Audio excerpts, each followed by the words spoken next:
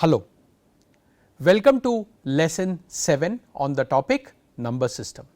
If you remember, in lesson 6 we have been talking about the concept of how to find out the number of factors of any given number.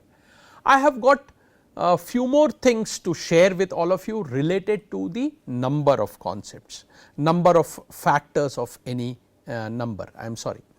So, what did we learn earlier? We said that if the number can be written as a to the power p into b to the power q into c to the power r, then the number of factors of n is p plus 1 multiplied by q plus 1 multiplied by r plus 1. Okay. Some of you might be wondering that why is the example always presented in terms of 3 prime components. It is not necessary, there can be a fourth component. So, what if there is a fourth component called d to the power s? No problem, you will have another term called as s plus 1. Okay. You will have another term here. If you want, I will erase this and write it again. You will have another term here called s plus 1. What if there were only 2 prime numbers who were contributing, then you will have p plus 1 into q plus 1. So, no problem, all right.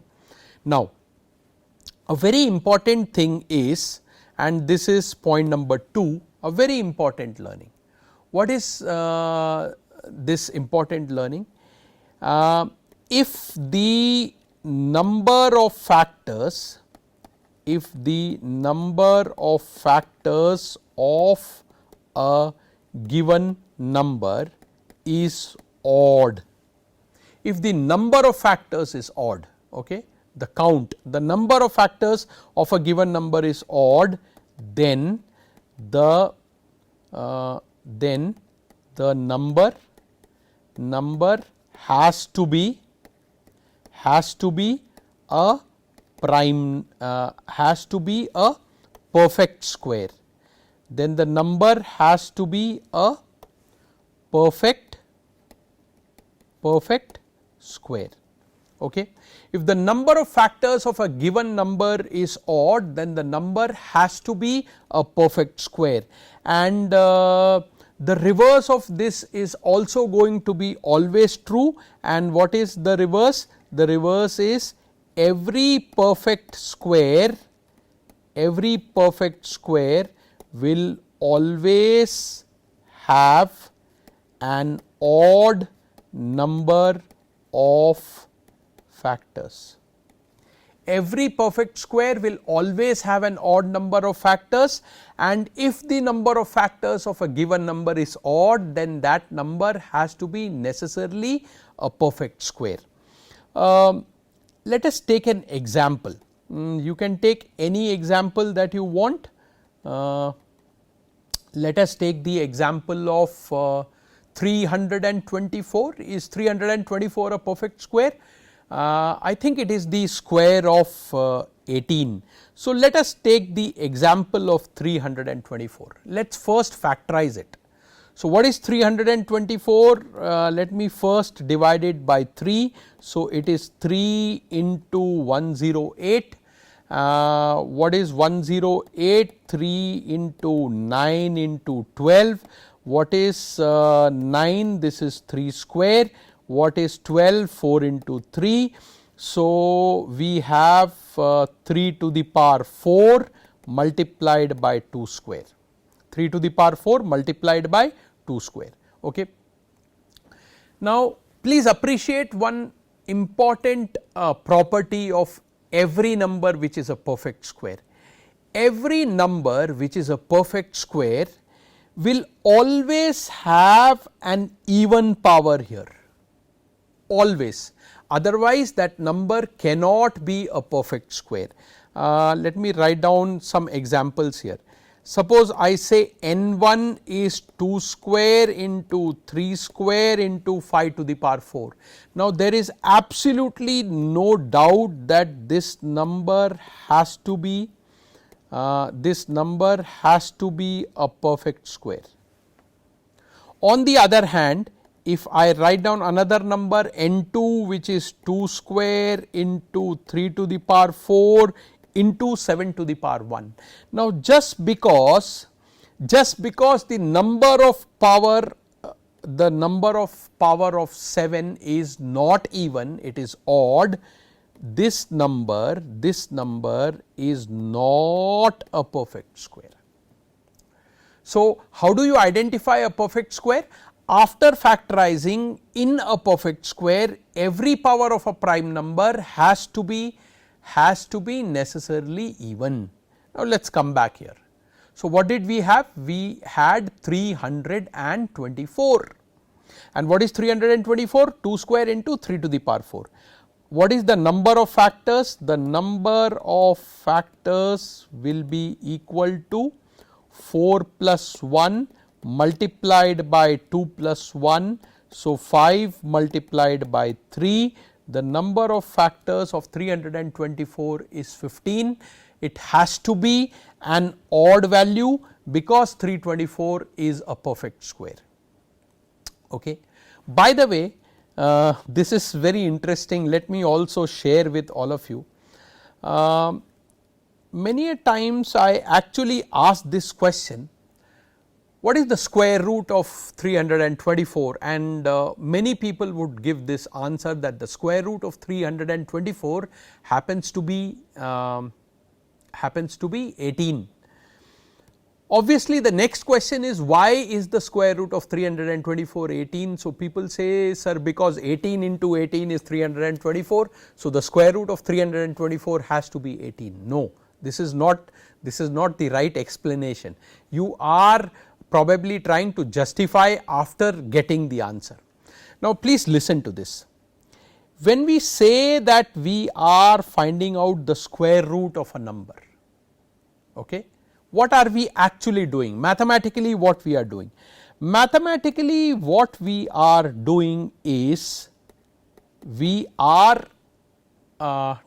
taking, or we are expressing this number to the power 1 by 2, and therefore, when I express it to the power 1 by 2, it is actually 2 to the power 2 by 2 multiplied by 3 to the power 4 by 2. So, what is the square root of 324? 2 to the power 1 multiplied by 3 square, and what is 2 to the power 1 multiplied by 3 square? It is 18. So, if a number is a perfect square, then the powers of the prime numbers will have to be even, and if the powers of the prime number are even, then the total number of factors will always be an odd value. So, to close this particular part of our discussion, if a number has got an odd number of factors, then the number has to be a perfect square, and vice versa.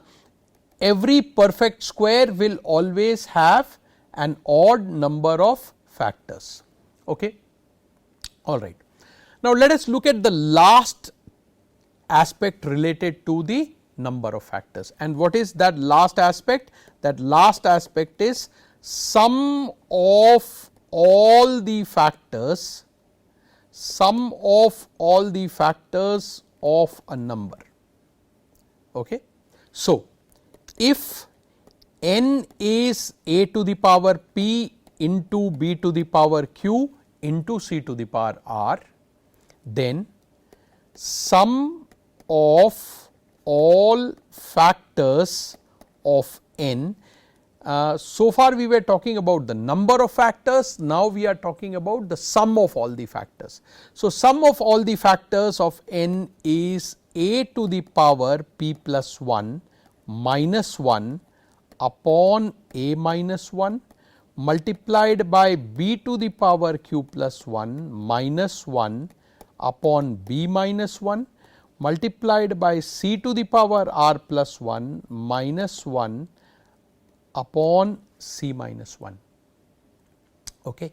A to the power p plus 1 minus 1 upon a minus 1 into b to the power q plus 1 minus 1 upon b minus 1 into c to the power r plus 1 minus 1 upon c minus 1. Not very difficult to appreciate if you understand what I am going to share now. Okay. I have told you earlier that if the number is a to the power p, then the contribution of a, what will be the contribution of a? The contribution of a will be a to the power 0, a to the power 1, a square, a cube and so on up to a to the power p. This will be the contribution of a. Okay. What are we trying to do? We are trying to find out the sum of this. What is this series written here within brackets? This is a geometric progression which is also popularly known as a GP. And if some of you remember, what is the sum to n terms of a GP? The sum to n terms is a into r to the power n minus 1 upon r minus 1, where a is the first term. And what is r? R is what is called as the common ratio. So, let us come back here. If I want to find out the sum of this expression, if I wish to find out the sum of this expression, then what is a for me? A for me is the first term, and what is the first term? The first term is a to the power 0, which is actually 1. The first term is a to the power 0, which is 1. Okay. And what is r here? R is equal to a. So, what is the sum to n terms? The sum to n terms is 1 into a to the power p plus 1 minus 1 upon a minus 1. This is the first term that you have here. Okay. This is the first term that you have here, and therefore, if I want to find out the sum of all the factors of any given number, then it is a to the power p plus 1 minus 1 upon a minus 1 into b to the power q plus 1 minus 1 upon b minus 1 into c to the power r plus 1 minus 1 upon c minus 1, and so on as the case may be. Alright. You can take an example, you can take any number that you want and you can check this out. So, students, this brings us to an end of our discussion on the concept of the number of factors. Now, this concept, as I told you in the last lesson, is a very important and interesting concept. It is going to be extremely useful for all of us, and I hope all of us have tried to listen to the lesson and understand the concept properly. Thank you.